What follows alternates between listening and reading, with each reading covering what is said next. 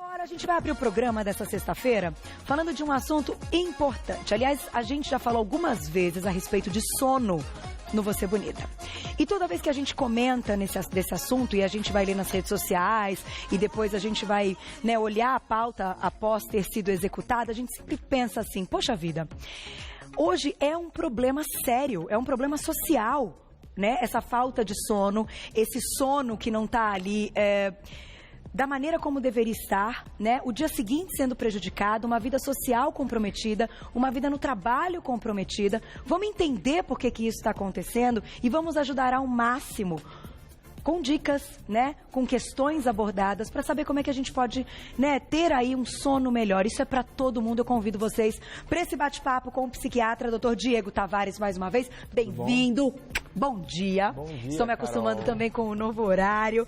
Prazer tê-lo aqui. A gente já tem uma mesa cheia de coisinhas que vão nos ajudar e vão nos atrapalhar muito, quando a gente está falando de sono.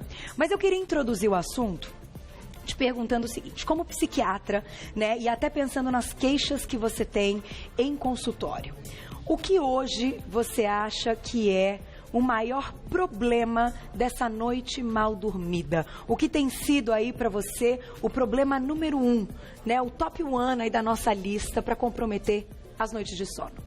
Então, Carol, o que a maioria dos estudos mostram que a insônia não é uma doença em si. É uma minoria dos casos, a insônia é a doença. Na maior parte dos casos, ela é secundária a alguma outra coisa. Ah, que interessante. Então, a primeira causa de insônia são doenças psiquiátricas. Tá.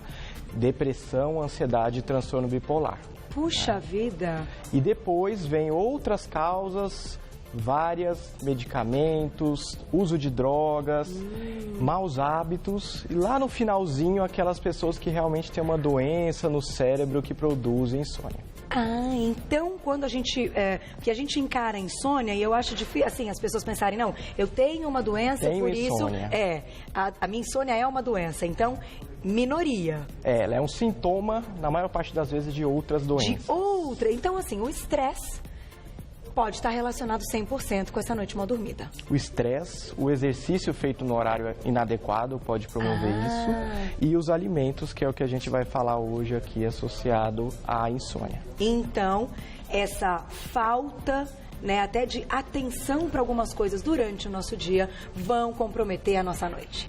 Exatamente. E os alimentos a gente distribuiu aqui, para tentar ficar fácil, os alimentos que prejudicam o sono e os alimentos que auxiliam o sono. Então, vamos começar com a mesa. Daqui a pouquinho a gente tem um ilustra para mostrar também. Tem umas dicas, Isso. Tem dica para mostrar para vocês. Vamos lá. Quer que a gente inverta? Então, vem para cá, doutor. Bom. E eu fico aqui. Pronto, agora tá tudo certo. Vamos lá. Então, eu tô do lado aqui dos inimigos do sono. Então desde alimentos que a gente sabidamente sabe que pioram o sono, como por exemplo os estimulantes, o guaraná, pó de guaraná, refrigerante à base de cola, pimenta e alimentos ricos em gordura, tem feijoada ali, café, que todo mundo sabe que usar o café, o paciente que tem depressão, que tem transtorno bipolar, ou a pessoa que não tem transtorno psiquiátrico, mas que toma café antes de dormir, então esses aqui todos nós sabemos. Certo. Mas isso até o gengibre? Até o gengibre e o chá. Puxa, o chá? Quantas chazinhas de dormir tudo de bom. Só que o chá é da família do chocolate, é da família do café. Então, esses 3 alimentos, eles têm nutrientes que são estimulantes do sistema nervoso. Puxa, então se não for um cidreira, o chá da estrada, Camomila também é uma delícia. Qualquer outro chá pode comprometer o sono. Isso, chá preto, chá verde, chá mate, eles tendem a piorar o sono. Vamos já colocar então, já tem uma perguntinha a respeito disso. Olha lá, vamos colocar na tela essa primeira. Ah, não, esse daqui na verdade é uma dica, A primeira dica que você vai dar é exatamente essa. Evite estimulantes, não exagere em cafés, chás, chocolates e refrigerantes à base de cola. Agora, se esse indivíduo quiser consumir esses alimentos durante o dia, eles vão comprometer a noite? Até às 18 horas. Até às 18 horas. Isso, até às 18 horas eles não têm uma associação grande com insônia. Tá. Depois das 18 horas eles aumentam a incidência de estimulação do cérebro e aí vai ficar difícil a pessoa dormir. Puxa vida, mas tem alimentos que ajudam então? Isso, tem alimentos que ajudam. Todos esses alimentos aqui, eles são alimentos que são adjuvantes, né? Então, não é que eles têm especificamente alguma substância que melhora o sono, mas eles têm vitaminas.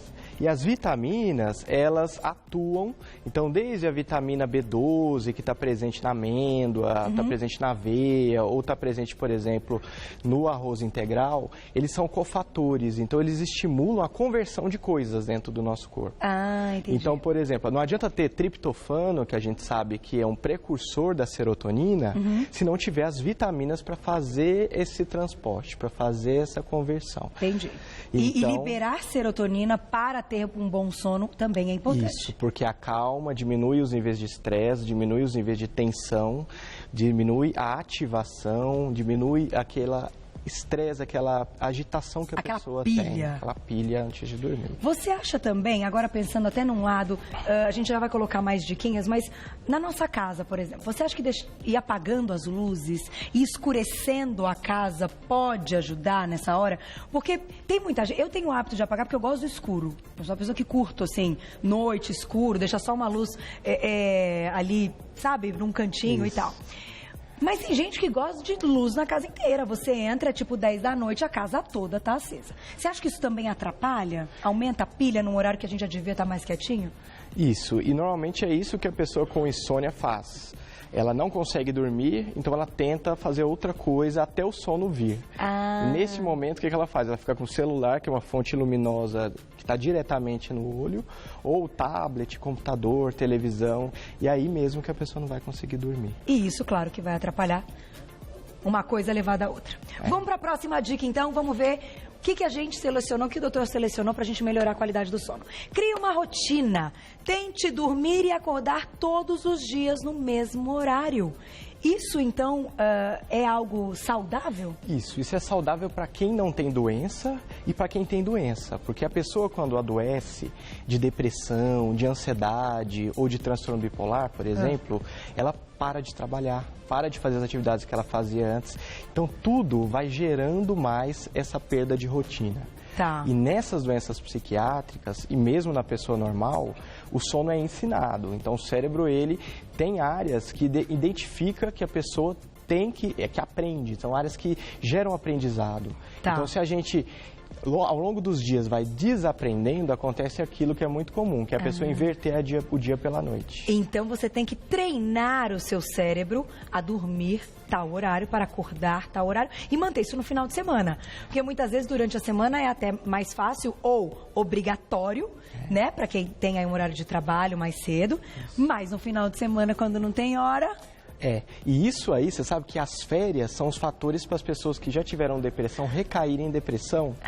Quem tem transtorno bipolar, por exemplo, as férias podem porque sai tudo. Da rotina. Entendi. Então isso, mas as férias, tirar o estresse, tirou a capacidade, a pessoa não vai ter estressor, não vai ter problema, não vai ter ansiedade, e justamente nas férias a pessoa volta a ter doença. Olha, então as férias podem ser perigosas para uma pessoa que tem alguma doença psiquiátrica. Você sabe que hoje pela manhã eu até ouvi o Bocardi, né, os meninos que trabalham na Globo, o Enéas também e tal, porque a gente tem aqui uma equipe que também trabalha em outras emissoras e isso é muito legal. Eu estava assistindo o Bocardi e ele foi hoje para trás da câmera, não sei se vocês viram, brincou, falou, gente, hoje é sexta, até segunda e amanhã vou dormir até acordar. Eu achei tão engraçado, porque ele tem uma rotina que ele, né, que muito cedo e tal, e comprometido com o vídeo, de estar com uma aparência bacana também e tal. Então eu achei isso tão interessante, porque mesmo sabendo que é saudável manter a rotina e conseguir acordar cedo também no final de semana, algumas pessoas precisam dormir um pouquinho mais,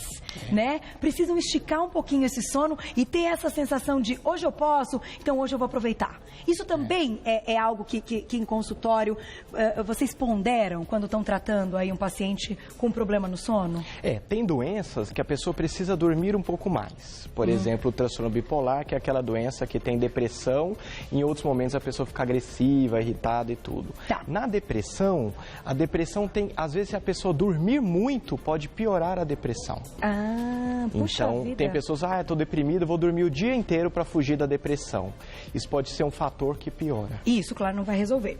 Agora, para as pessoas que não têm patologia, que até dormem bem, dar aquela esticadinha no final de semana e falar, poxa, eu aproveito e dou valor para esse sono, é bacana, é saudável. Se isso for uma rotina, então criando uma rotina que até no final de semana ela consegue dormir um pouco mais, o cérebro já entende, a semana toda vai ter um sono mais ou menos de uma certa duração e no final de semana a pessoa vai dormir um pouco mais. É isso. Vou deixar aqui na tela então a próxima dica para a gente discutir daqui a pouquinho. Então, além de evitar esses elementos que estão na mesa e de fazer uma rotina, olha só, faça atividades físicas. É preciso cansar o corpo para que a mente consiga descansar. Mas agora a gente vai falar de atividade física. Atividade física, doutor, é aquilo que a gente diz, né? É fundamental para uma série de coisas. E para o sono também. Isso, mas depende do horário da atividade física, né? Então, assim, duas coisas que são bem conflitantes, né? Água é bom para o sono? Água é bom para o sono? Então, eu acho que é, não? Em excesso, após as 18 horas, pode piorar o sono, porque altera a motilidade gástrica, altera a motilidade da bexiga, que vai ficar mais repleta, a pessoa vai sair mais vezes.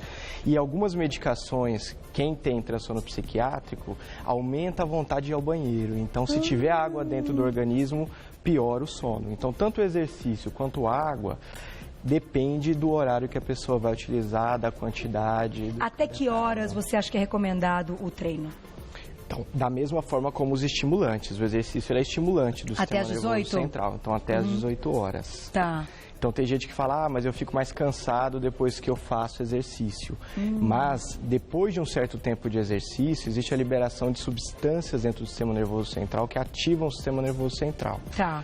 Que é o cérebro, né? Então, por mais que a pessoa se sinta mais confortável depois que faz exercício, ao longo da noite vai haver muita liberação de substâncias depois que a pessoa fez exercício. Gente, então, assim, claro, tem gente que só tem aquele horário para treinar, das 7 às 8, das 8 às 9 e tal. Então, precisa adequar. Se ela não tem problema de sono, ótimo. Mas se ela tem, talvez esse exercício esteja no horário errado. Certo? Porque normalmente de manhã existe uma maior liberação de cortisol, de adrenalina com o exercício. Então a gente acompanha todos os hormônios que tiram a gente da cama. Então normalmente o exercício é melhor pela manhã. Pela manhã. Olha só, interessante. Você sabe que... Ai, gente, deixa eu passar uma informação para vocês. A gente ainda não tem o post desta pauta para as perguntas. Então, podem colocar as perguntas aqui na última foto, que é a foto do look de ontem. Tá? Eu, inclusive, já selecionei algumas aqui e vou comentar com vocês. Uma é da Thalita. Ela pergunta o que acontece com o sono quando a pessoa dorme, que é aquela pessoa que só consegue dormir ou ouvindo um rádio, uma música, ou assistindo a televisão, porque daí vai dando aquele soninho e tal, dependendo do que você está assistindo. Vão dormir, mas a televisão continua ligada. Isso pode prejudicar em algum momento?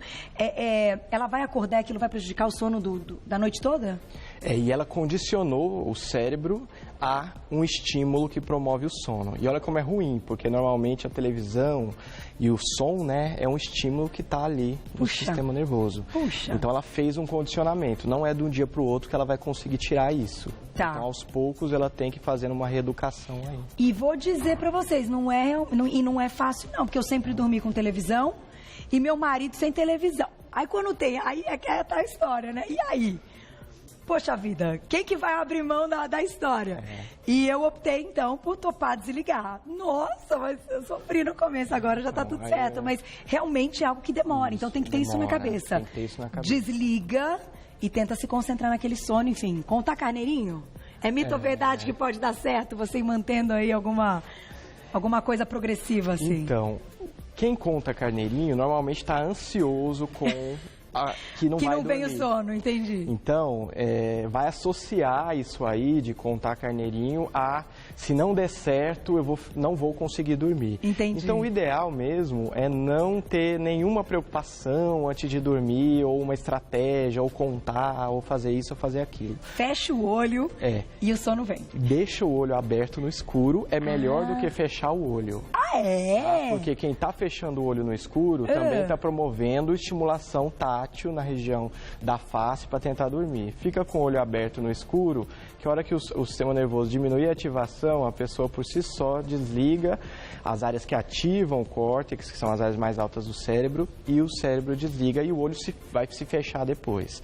Não precisa ficar tentando fechar o olho para dormir, porque é pior isso. Gente, essa eu não sabia. Apaga tudo, deixa tudo escurinho e fica com os olhos abertos. uma hora... Vai dormir. O sono vem. Deixa eu fazer uma pergunta importantíssima, antes da gente colocar o nosso Ilustra, que é um Ilustra bem interessante, que é da Valéria. Valéria, um beijo. Eu acho que tem muitas meninas que assistem o programa que estão nessa situação. Qual a dica para as mamães que estão amamentando e ficam inúmeras noites acordadas? E, claro, tem noites mal dormidas. Qual é a dica para a mulher nesse período? Porque é um período tão delicado. É um período lindo, porque amamentar é divino, é uma coisa maravilhosa, né? É poder ali dar o alimento para o seu filho, seja o horário que for, seja de madrugada. É difícil, porque a gente tem sono, muito sono. Mas, ao mesmo tempo, é um período pontual. E os hormônios ainda estão modificados. Então, vamos combinar? Que rolo. Que rolo para a mulher, nesse, né? É um período, assim... O que ela tem que fazer? Tem alguma dica? Quando a gente tem uma pessoa que está em tratamento de transtorno bipolar ou depressão, a gente suspende a alimentação natural do bebê. Então, a gente orienta... Mas uma mãe normal, que quer amamente normal, não é necessário aumentar o bebê de 3 em 3 horas do jeito que a gente acha que deve ser. É sobre a demanda. E mesmo essa questão da demanda, a gente ensina a criança que vai ter saciedade, então fica amamentando até produzir saciedade, que aí ele vai dormir mais tempo. Agora, se ele está amamentando e ele já dorme, você vai seguindo o que o bebê está fazendo, ele vai ficar acordando e dormindo e você... Você sabe que é interessante isso que você está dizendo? É polêmico. É polêmico, porque cada mamãe segue aquilo que o pediatra determina.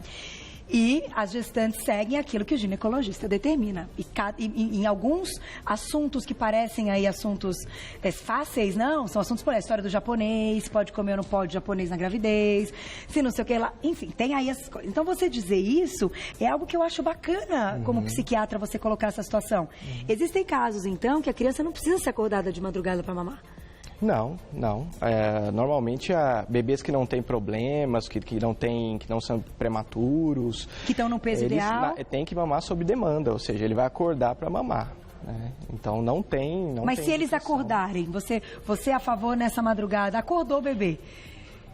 Amamentar ou tentar fazê-lo dormir sem amamentar para ele tentar desacostumar muitas vezes desse peito, porque o João ficou viciado, né? Até hoje, 4 da manhã ele acorda, já não mama mais, mas é um horário que coloca ele aí meio acordado. Como eu tenho muita paciente gestante com depressão, com transtorno bipolar, então isso é uma rotina que a gente acaba tendo que saber, mas a gente sempre orienta a que o bebê tenha saciedade na amamentação, para que ele durma muito tempo e a mãe durma também. Puxa, assunto legal. Podemos falar desse assunto com ele, hein, Cá? A gente traz ginecologista, você não é pediatra, mas é importante, a gente está vendo o outro lado. A gente não está vendo o lado do bebê, a gente está vendo o lado da mãe. Né? E para o bebê estar bem, a gente precisa de uma mãe ótima. Se uma mãe está deprimida, se uma mãe tem transtorno bipolar, com ideias suicidas, com ideias de até matar o bebê eventualmente, essa mãe tem que estar muito bem para o bebê estar bem. E eu acho até que as mães que não têm aí esse pensamento e não chegaram num ponto, como você colocou, de uma doença psiquiátrica, também se sentem aí nesse momento um pouco confusas. Então, meninas, escrevam nas nossas redes sociais se vocês quiserem uma pauta como essa, para entenderem o lado da mãe nesse período e não só o do bebê, né, que de fato é a preocupação número 1, mas eu acho que a mãe também tem que estar muito bem. A gente vai fazer a pauta para vocês. Vamos para mais uma dica, então? Tá aí, ó, dica na tela, pra gente se livrar das noites mal dormidas. Olha lá.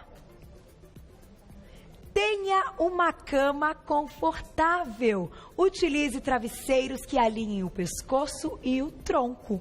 Boa dica essa, hein? Cama boa, tudo de bom, né? Tipo assim, tem uma cama bem gostosa que você olha pra falar, ai, que delícia, tô louca pra pular e dormir. E mais do que isso, a cama, a gente, quando faz a terapia cognitiva comportamental, para ensinar a ensinar o cérebro a dormir, ou seja, para corrigir a insônia, a gente orienta que a cama não deve ser um objeto, não deve ter nenhum outro objeto. Então não deve ter computador, não deve ter celular e deve ter uma superfície que não seja nem muito mole, nem muito rígida, porque isso pode, se for rígida, né, pode causar dor, e se for muito mole, pode promover uma postura inadequada. Puxa, boa dica. Você sabe que eu lembrei agora de outra coisa? Negócio da cama, você falou do colchão, eu já pensei num edredom, num super... O edredom é um negócio, um super edredom, eu acho que leva a gente pra cama assim mais, né, com mais vontade de dormir. Um edredom bem fofinho, bom, é que eu adoro. Edredom fofinho, tudo de bom.